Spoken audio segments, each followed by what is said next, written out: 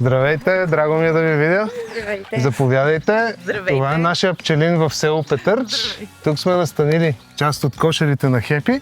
Сега нямам търпение да ви ги покажа. Серго, колко са важни пчелите за нас? Без пчели 70% от всичко, което слагаме на масата си всеки ден, просто няма да го има. Повечето плодове, зеленчуци, ядки, дори кафето и шоколада. Не мога без тях. Сергей, какви са предизвикателствата в сектора? Има редица предизвикателства, с които се бори пчеларството в България, от ниски изкупни цени, пред нерегламентирано пръскане с всякакви пестициди, до климатичните промени, които вече всички виждаме наоколо.